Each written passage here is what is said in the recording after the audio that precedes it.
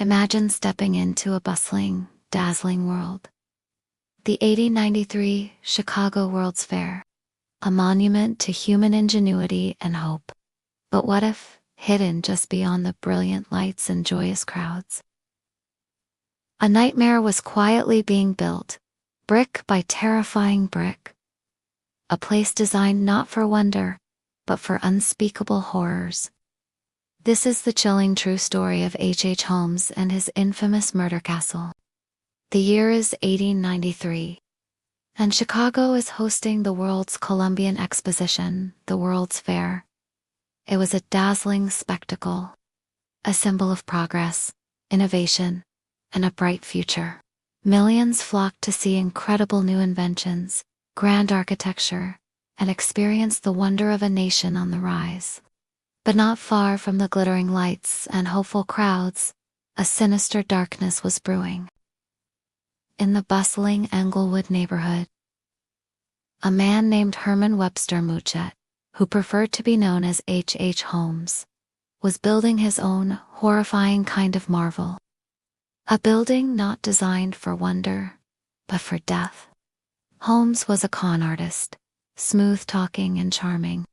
He bought a vacant lot and began construction on what he called his World's Fair Hotel. But this was no ordinary hotel. He constantly fired and rehired workers, ensuring no single person ever saw the full, twisted blueprint. This wasn't just a building. It was a labyrinth of terror. Inside, there were soundproofed rooms to muffle screams, hallways that led nowhere, and secret passages. He installed hidden chutes that dropped straight to the basement, and trapdoors that plunged unsuspecting victims into sealed vaults, or even vats of acid. Some rooms had gas lines, allowing him to quietly suffocate his guests. The basement itself was a true horror chamber, equipped with a dissecting table and even a crematorium.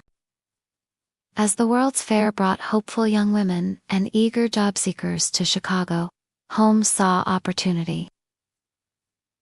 He lured victims, often alone and looking for lodging or work, with promises of employment, marriage, or simply a place to stay. He was charismatic, manipulative, and utterly without mercy. Many of his victims were tricked into taking out life insurance policies, with Holmes named as the beneficiary. Others were business partners he simply eliminated to avoid paying them. People would check into his hotel and simply vanish. For a time, Holmes operated in plain sight, his crimes hidden by the chaos of the World's Fair, but his own greed began to unravel his monstrous scheme.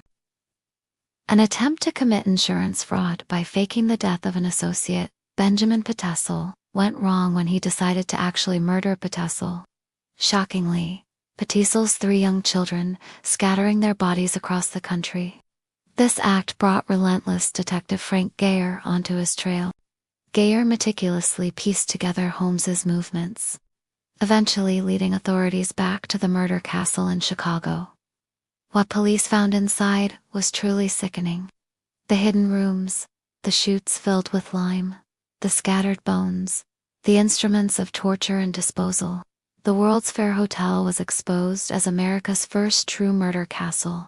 Holmes was eventually captured in Boston and, after a sensational trial, was convicted for the murder of Benjamin Patessel. He confessed to 27 murders, though the true number is believed to be much, much higher, possibly in the hundreds.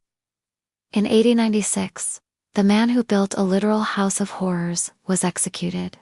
The murder castle itself was later mysteriously set on fire and eventually torn down. Today, a post office stands on the site, but the chilling memory of H. Holmes and his architectural nightmare still haunts Chicago. A stark reminder that true evil can sometimes hide in plain sight even during a time of great celebration.